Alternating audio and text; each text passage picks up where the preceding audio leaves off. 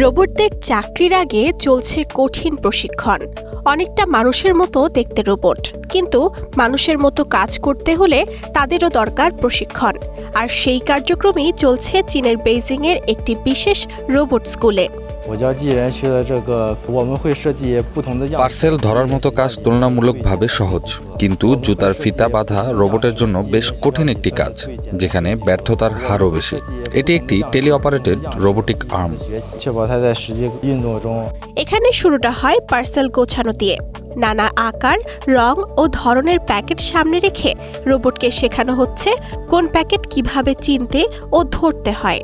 তবে অবিশ্বাস্য হলেও সত্যি, রোবটের জন্য সবচেয়ে কঠিন কাজগুলোর একটি হলো জুতার ফিতা বাঁধা।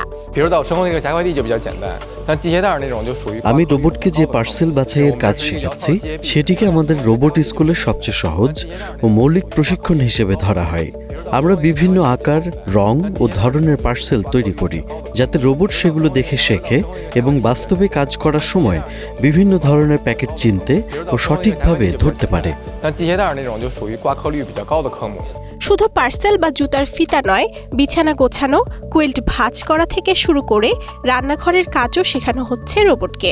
এছাড়া মাথায় 6টি ক্যামেরাযুক্ত বিশেষ ডিভাইস পরে কর্মীরা নিজেদের হাতের নড়াচড়া রোবটকে শেখান। এই বিশেষ রোবট স্কুলের লক্ষ্য একটাই, রোবট শুধু কারখানায় নয়, ঘরের কাজ যেমন রান্নাঘরের প্লেট বাটি সাজানো থেকে শুরু করে হোটেলের বিছানা গোছানো কিংবা চলাফেরায় সমস্যায় থাকা মানুষকে দৈনন্দিন কাজে সহায়তা দেয়া।